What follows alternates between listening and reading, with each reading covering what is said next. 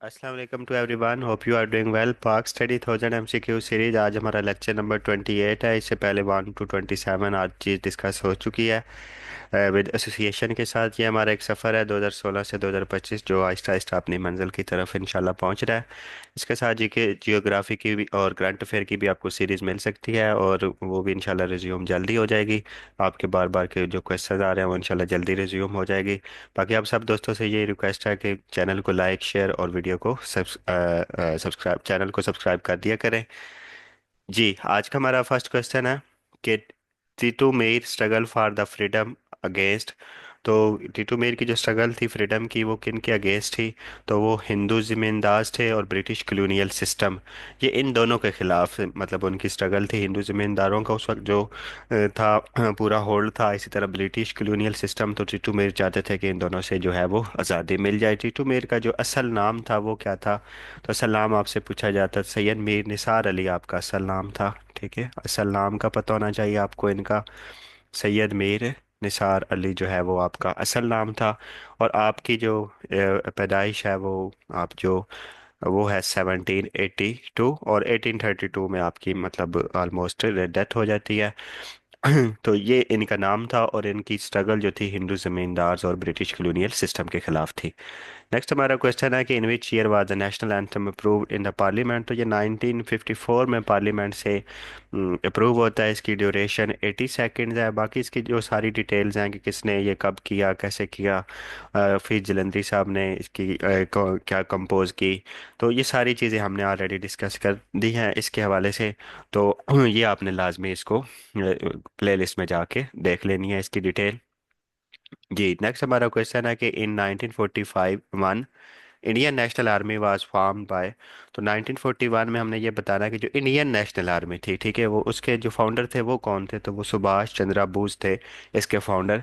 जो 1941 में जो प्रॉपर तौर पे इंडियन नेशनल आर्मी बनती है, उसके जो फाउंडर हमने बताने हैं किसने बनाई थी। तो ये सुभाष चंद्र बोस। इधर से आपके दो क्वेश्चन जो हैं वो क्लियर हो रहे हैं ओवरऑल। अगर हम देखें कि इंडियन नेशनल आर्मी के फाउंडर सुभाष चंद्र बोस कब फाउंड हुई, 1941। तो ये दोनों तरीकों से आपसे पूछा जा सकता है कि Subhash Chandra Bose was the founder of Indian National Army when Indian National Army was form, तो ये 1941। तो इस तरह भी क्वेश्चन आ सकता है, और जिस तरह आया हुआ है इस तरह ये दोनों तरीकों से क्वेश्चन पूछा जा सकता है आपसे। नेक्स्ट हमारा क्वेश्चन है कि what is the retirement age of the chief justice of the supreme court of Pakistan. तो 65 एज है जो सुप्रीम कोर्ट की, इसी तरह हाई कोर्ट की 62 थी। ये पहले के अकॉर्डिंग इस तरह ही है। अब 26 अमेंडमेंट के बाद जो थोड़ी बहुत चेंजिंग्स हुई हैं, वो आपने अपने आप को करंट के चीज़ों के लिहाज से अपने आप को अपडेट लाजमी रखना है।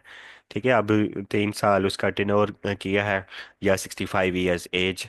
तो अगर 3 साल टेन्योर कंप्लीट नहीं भी होता तो 65 ईयर्स पहले कंप्लीट हो जाते हैं, तो तब भी वो चीफ जस्टिस जो है वो रिटायर्ड हो जाएगा। नेक्स्ट ये हमारा क्वेश्चन है कि the first session of the constitutional assembly of Pakistan. जो कॉन्स्टिट्यूशनल असेंबली है पाकिस्तान की, उसका जो फर्स्ट सेशन होता है वो 10 अगस्त 1947 को होता है। इसी तरह जो कायद आज़म साहब उस फर्स्ट सेशन को एड्रेस करते हैं वो 11 अगस्त को करते हैं। ठीक है, कायद आज़म साहब 11 अगस्त को करते हैं। और बाकायदा तौर पे जो मोहम्मद अली जिन्ना को जो लक़ब मिलता है कायद आज़म का, ठीक है, जो टाइटल मिलता है कायद आज़म का, वो कब मिलता है? तो वो 12 अगस्त को मिलता है। ठीक है, कायद आज़म वो कायदा ऑफिशियली तौर पे जो मिलता है तो वो 12 अगस्त है। तो पहले मोहम्मद अली जिन्ना था। जी, नेक्स्ट हमारा क्वेश्चन है कि on which date Quaid Azam Mohammad Ali Jinnah address the constitutional assembly. तो जो फर्स्ट सेशन होता है वो तो 10 अगस्त को होता है, लेकिन जो कायद आज़म साहब एड्रेस करते हैं वो 11 अगस्त 1947 को करते हैं। ठीक है, तो ये दोनों में आपने डिफरेंस रखना है कि जो फर्स्ट सेशन है वो जो है वो कब हो रहा है। तो वो 10 अगस्त 1947। इस तरह कायद आज़म साहब जो एड्रेस कर रहे हैं फर्स्ट कॉन्स्टिट्यूशनल असेंबली से, वो 11 अगस्त 1947। इसी तरह जो first governor general of Pakistan बनते हैं वो भी कायद आज़म मोहम्मद अली जिन्ना ही बनते हैं टिल टिल हिज डेथ। अपनी मतलब उनकी वफात तक वही रहते हैं। फिर टोटल जो गवर्नर जनरल पाकिस्तान की में आया वो 4 हैं। ठीक है, जो लास्ट गवर्नर जनरल थे वो कौन थे? तो वो सिकंदर मिर्ज़ा, और शॉर्टेस्ट सर्विंग गवर्नर जनरल तो वो भी सिकंदर मिर्ज़ा ही हैं। और फर्स्ट प्रेसिडेंट जो है पाकिस्तान का वो भी सिकंदर मिर्ज़ा ही हैं। नेक्स्ट हमारा क्वेश्चन है कि second OIC summit was meeting was held in, तो ये 1974 में सेकंड ओआईसी समिट होती है। और ये पाकिस्तान के शहर लाहौर में ये जो है सेकंड ओआईसी समिट 1974 में होती है, ठीक है। और 1974 में पाकिस्तान रिकग्नाइज करता है बांग्लादेश को, क्योंकि बांग्लादेश ने वो अटेंड नहीं कर रहा था 1974 की समिट। तो फिर रिकग्नाइजेशन के बाद बांग्लादेश ने फिर इसको ओआईसी की, ऑर्गेनाइजेशन ऑफ इस्लामिक जो है कॉपरेशन कॉन्फ्रेंस, पहले इसका नाम था, फिर कॉपरेशन हो गया 2011 में।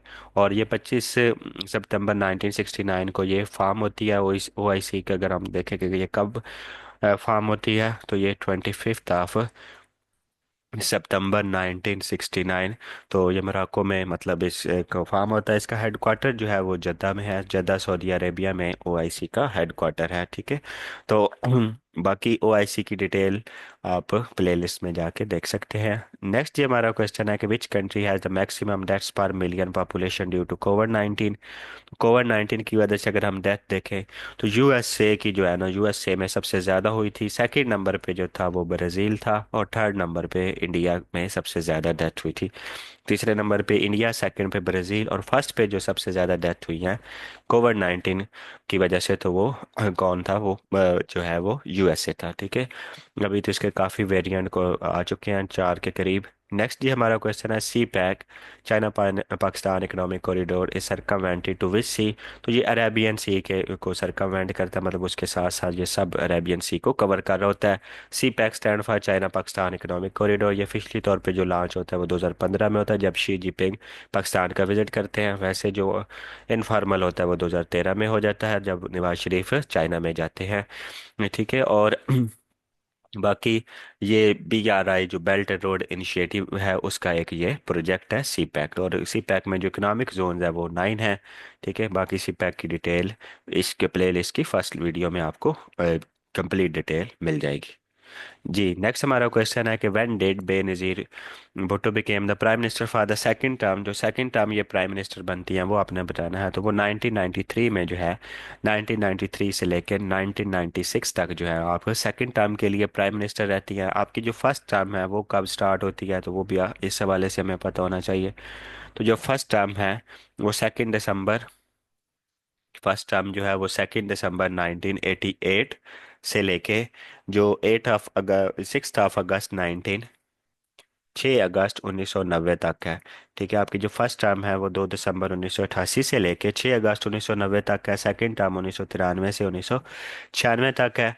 इसी तरह ये इनकी, फिर जो इनकी आपकी जो असैसिनेशन होती है वो 27 दिसंबर 2007 को आपकी असैसिनेशन होती है बेनज़ीर भुट्टो साहिबा की। इसी तरह जो डाटर ऑफ द ईस्ट और डाटर ऑफ डेस्टिनी जो है, ये आपकी फेमस जो है वो बुक्स हैं। डाटर ऑफ द ईस्ट किताब किसने लिखी, तो वो भी बेनज़ीर भुट्टो साहिबा ने लिखी। इसी तरह डाटर ऑफ डेस्टिनी जो है वो भी आपकी ही बुक है। नेक्स्ट ये हमारा क्वेश्चन है कि जो टोम्ब ऑफ अनारकली है इज सिचुएटेड इन। तो ये इनसाइड ऑफ पंजाब सेक्रेटेरिएट जो है उसके अंदर की तरफ जो है इनसाइड है, ठीक है, उसके अंदर है ये टोम्ब ऑफ अनारकली। तो इस पे मतलब अनारकली पे मुगल आजम जो है वो फिल्म 1960 में जो बॉलीवुड की फिल्म है मुगल आजम, वो भी इसी के अबाउट है, ठीक है। मुगल आजम जो आपकी बॉलीवुड की ये फिल्म है 1960 में ये बनती है। तो ये जो अनारकली थे, इसके जो शहजादा सलीम था उसके साथ इसके अच्छे खासे मरासम थे, ठीक है, शहजादा सलीम के साथ।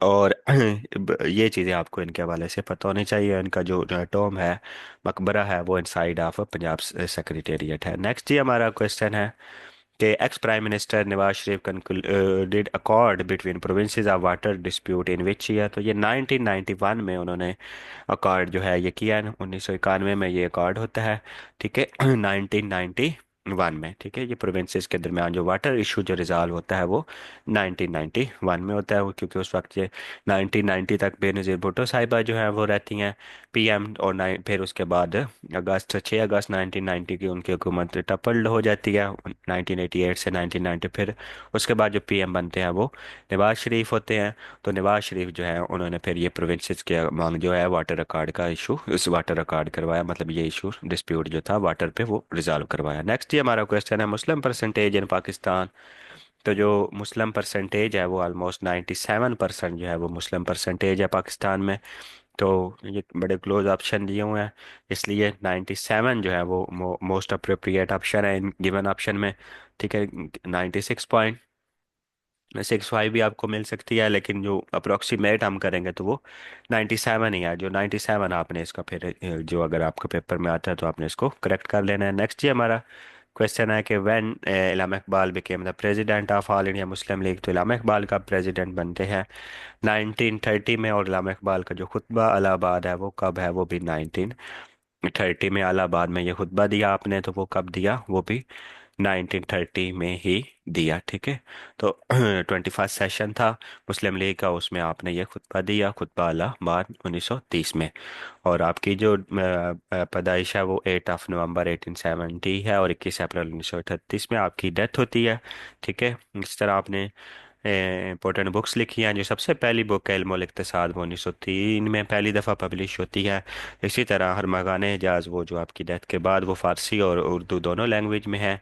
ठीक है, और बांगे दरा वो आपकी शायरी की किताब है, और इसकी शायरी की भी पर्शियन से उर्दू में भी ट्रांसलेशन हुई है। ठीक है, तो ये चीज़ें आपको इनके हवाले से मैक्सिमम प्याम मशरक जो है वो 1923 में जो है वो पब्लिश होती है। नेक्स्ट हमारा क्वेश्चन है कि the profession of Fatima Jinnah was. तो ये डेंटिस्ट थी बाय प्रोफेशन मोहतरमा फातिमा जिन्ना, जिनको मादरे मिल्लत भी कहा जाता है।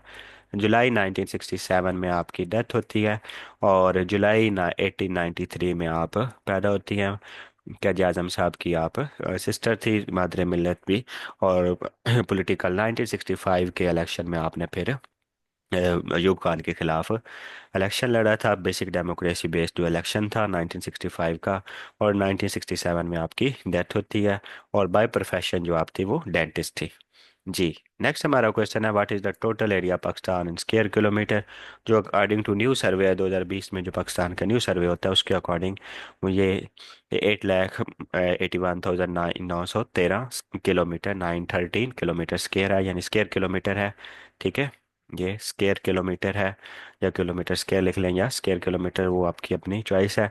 तो जो पुराना था वो 7,96,000 और 96 है स्क्वायर किलोमीटर। तो इसी तरह अभी जो है वो न्यू कंटेक्स के अकॉर्डिंग, जो न्यू बाउंड्रीज के अकॉर्डिंग, तो वो 8,81,913 आपको मिलेगा। ठीक है, तो जो ऑप्शन होगा उसके अकॉर्डिंग फिर आपने इसको लेके चलना है। नेक्स्ट हमारा क्वेश्चन है कि which woman played role in Lahore resolution. तो ये बेगम मोहम्मद अली जौहर जो थी, इन्होंने इम्पोर्टेंट रोल अदा किया 1940 में। जो कि लाहौर रेजोल्यूशन कब होती है, इसको पाकिस्तान रेजोल्यूशन के नाम से भी जाना जाता है। इसमें जो किरदार पाकिस्तान पेश करते हैं वो एक फजल हक पेश करते हैं। ये 1940 में जो है लाहौर रेजोल्यूशन होती है। जो आल पाकिस्तान वुमेन एसोसिएशन बनती है, आल पाकिस्तान वुमेन एसोसिएशन, जिसको अफवाह के नाम से जाना जाता है, 1949 में राना लियाकत अली खान के मदद से ये मतलब फार्म होती है, वो ये इसकी फाउंडर कहलाती हैं। इसी तरह तो बेगम जो जौहर थी, बेगम मोहम्मद अली जौहर, उन्होंने इम्पोर्टेंट अपना एक अहम किरदार अदा किया। इनको अमजदी बानो बेगम जो इनका नाम था, इनका नाम जो था वो अमजदी बानो बेगम था। ठीक है, नाम पूछ लें तो ये अमजदी बानो बेगम जो है वो बेगम मोहम्मद अली जौहर है। ठीक है, ये चीज़ें आपको इनके हवाले से पता होनी चाहिए जी। नेक्स्ट हमारा क्वेश्चन है कि at the time of partition of Bengal who was the leader of Muslim in east Bengal. तो ईस्ट बंगाल में पार्टीशन के वक्त जो लीडर थे वो कौन थे, तो वो नवाब सलीम उल्लाह खान जो है वो ईस्ट में मुस्लिम ईस्ट बंगाल में ये मुस्लिम लीडर थे पार्टीशन ऑफ बंगाल में। और पार्टीशन ऑफ बंगाल में जो लॉर्ड थे जिन्होंने पार्टीशन ऑफ बंगाल की 1905 में, 16 अक्टूबर 1905 में पार्टीशन ऑफ बंगाल थी। और लॉर्ड कुर्जन जो है पार्टीशन ऑफ बंगाल करते हैं, और लॉर्ड हेडिंग के दौर में ये एनालमेंट होती है पार्टीशन ऑफ बंगाल की 1911 में। ठीक है, 1911 में। और इसी तरह 1906 से लेके 1910 तक जो लॉर्ड हमारे पास रहते हैं वो लॉर्ड मिंटो है। ठीक है, या जो वसराय रहते हैं वो। और 1899 से लेके 1905 तक लॉर्ड कुर्जन है जी। नेक्स्ट हमारा क्वेश्चन है name the first women speaker of Pakistan national assembly. जो फर्स्ट वुमेन स्पीकर हैं पाकिस्तान नेशनल असेंबली की वो फमीदा मिर्ज़ा हैं। ये जब जरदारी की दौरे हुकूमत था उस वक्त ये आप स्पीकर रह चुकी हैं। ये मार्च 2008 से लेके, यानी जरदारी के दौरे हुकूमत में आप वुमेन स्पीकर बनती हैं। जून 2013 तक आप स्पीकर रहती हैं नेशनल असेंबली की। ठीक है, और ये जो है इन्होंने आपने जो सर्व किया है वो 18th स्पीकर के तौर पे सर्व किया आपने। फमीदा मिर्ज़ा, और ये फर्स्ट वूमेन थी पाकिस्तान में। अभी जो करंट स्पीकर हैं वो कौन है पाकिस्तान के? जो करंट नेशनल असेंबली के स्पीकर हैं वो एयाज सादिक जो है वो सर्व कर रहे हैं।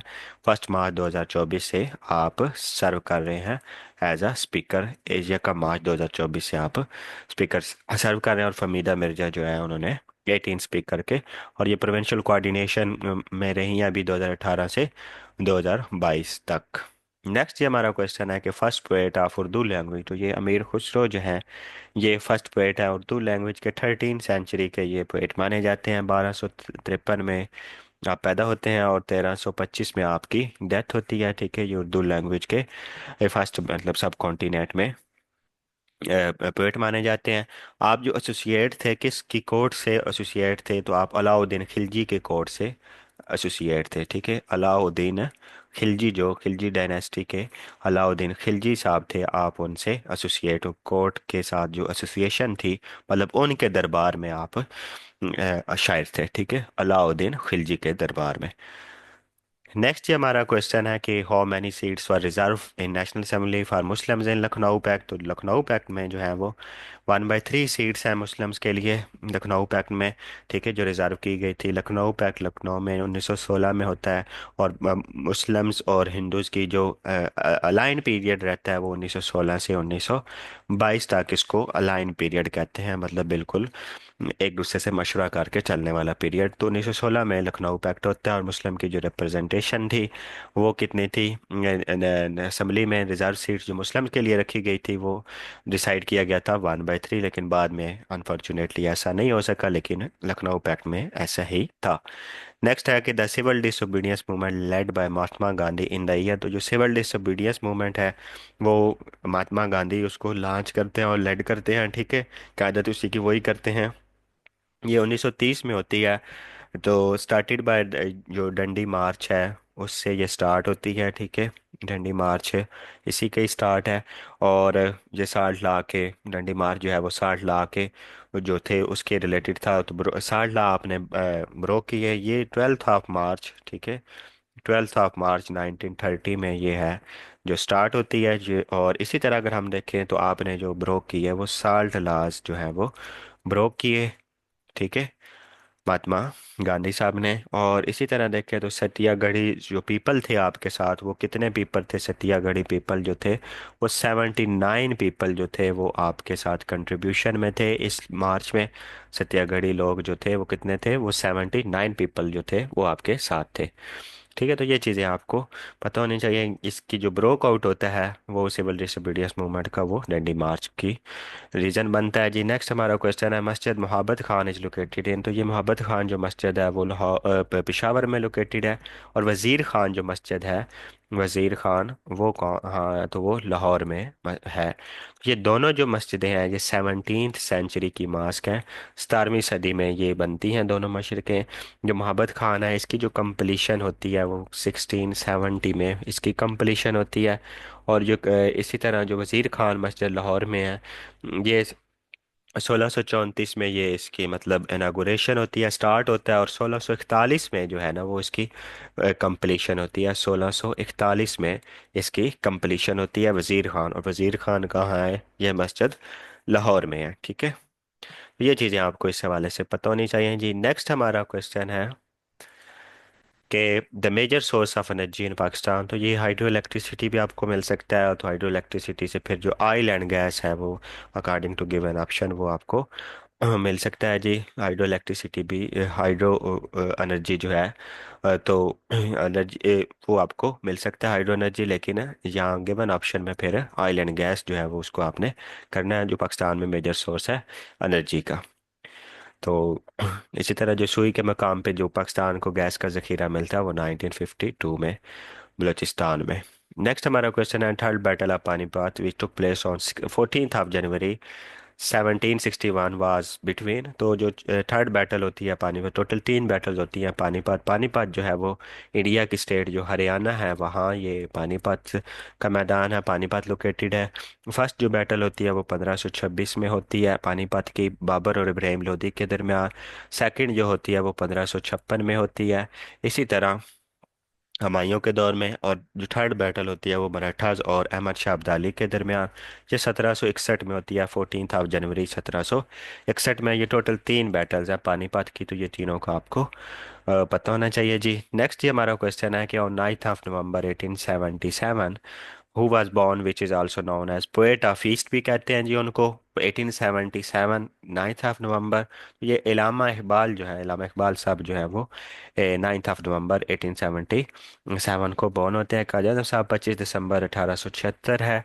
और 11 सितंबर 1948 को आपकी डेथ है। और ठीक है, 11 सितंबर 1948 को, और 21 अप्रैल 1938 को ये आपकी डेथ है। ठीक है, तो लियाकत अली खान की वो 16 अक्टूबर 1951 है अससिनेशन। ठीक है, और ये फर्स्ट प्राइम मिनिस्टर के तौर पे काम करते हैं लियाकत अली खान। और कायद आज़म साहब जो है वो first governor general of Pakistan बनते हैं। और इनको जो कायद आज़म का टाइटल दिया जाता है वो 12 अगस्त 1947 को ऑफिशियली तौर पे दिया जाता है। इलामा इकबाल जो पोएट ऑफ ईस्ट है, खुतबा इलाहाबाद जो है वो आप 1930 में 21 सेशन में देते हैं जी। नेक्स्ट हमारा क्वेश्चन है कि after 9/11 who gave message you are either with us or against अस। तो ये यूएसए का जो प्रॉपर मैसेज था, उस वक्त जो दी देन प्रेसिडेंट थे यूएसए के वो जॉर्ज डब्ल्यू बुश थे।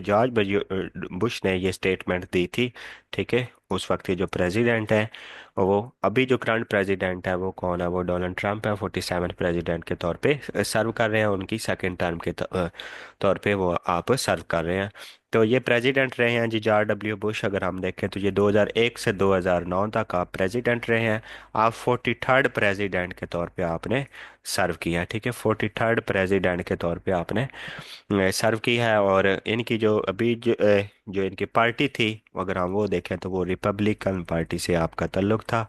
और अभी के जो हैं डोनाल्ड ट्रंप, उनका भी पार्टी जो है वो रिपब्लिकन। दो अमेरिका में मेजर पार्टीज हैं, डेमोक्रेटिक एंड रिपब्लिकन जी। नेक्स्ट हमारा क्वेश्चन है कि in the British area which prince state was the biggest according to population size. तो जो हैदराबाद थी वो पॉपुलेशन साइज के लिहाज से सबसे बड़ी जो है प्रिंसली स्टेट थी पॉपुलेशन के लिहाज से। तो जो लास्ट आपका निज़ाम था, लास्ट निज़ाम वो हैदर अली था। ठीक है, हैदर अली यानी जो लास्ट हेड था वो कौन था, वो हैदर अली था। ठीक है, ये इसका। और और ये लेकिन फिर हैदराबाद का, वो हैदराबाद का जो लास्ट निज़ाम था ना हैदराबाद का, वो कौन था, हैदर अली नहीं था, बल्कि वो आप इसका करेक्ट कर लें उस्मान खान था। ठीक है, उस्मान अली खान था इसका जो लास्ट निज़ाम। अगर हम देखें जो यानी लास्ट आप सरबराह कह लें तो वो उस्मान अली खान था। ये इंडियन यूनियन का पार्ट कब बनती है हैदराबाद, तो ये 24 नवंबर 1949 को ये इंडियन यूनियन का पार्ट बनती है। ठीक है, तो ये हैदराबाद बाय पॉपुलेशन सबसे बड़ी स्टेट थी। नेक्स्ट ये हमारा क्वेश्चन है कि honour killing in Pakistan in mostly in which area. तो ये ऑनर किलिंग है वो सबसे ज़्यादा जो है पाकिस्तान में वो विलेज यानी रूरल एरियाज में ये पाकिस्तान में ऑनर किलिंग ज़्यादा होती है। नेक्स्ट हमारा क्वेश्चन है जी मिसाक Medina was sign between Muslims और दूसरी कौन सी पार्टी थी। तो ये ज्यूज़ यहूदियों और मुसलमानों के दरमियान मिसाक मदीना होता है। मिसाक मदीना कब होता है, तो ये फर्स्ट हिजरी में होता है जी मिसाक मदीना। और जो इसका मिसाक मदीना जो है, ठीक है, जो ये first written constitution of the consider किया जाता है ऑफ द वर्ल्ड। और इसके जो आर्टिकल्स थे वो कितने थे मिसाक मदीना के, तो ये आर्टिकल इसके 47 आर्टिकल्स हैं मिसाक मदीना। और ये किन किन के दरमियान होता है, ये मोस्ट टाइम रिपीटेड क्वेश्चन है, तो ये पूछा जाता है आपसे। तो ये मुसलमानों और यहूदियों के दरमियान फर्स्ट हिजरी में ये मुआहदा होता है जी। और फर्स्ट रिटन कॉन्स्टिट्यूशन के तौर पे हम इसको ले सकते हैं जी। ये थी आज की हमारी वीडियो। होप सो आपने वीडियो को एंजॉय किया होगा और चीज़ों को अच्छे से समझ रहे होंगे। आप सब दोस्तों से यही रिक्वेस्ट है कि वीडियो को लाइक शेयर और चैनल को सब्सक्राइब ज़रूर किया करें। इंशाल्लाह नेक्स्ट वीडियो के साथ मिलते हैं। आज के लिए इतना ही। अल्लाह हाफिज़ फॉर टुडे।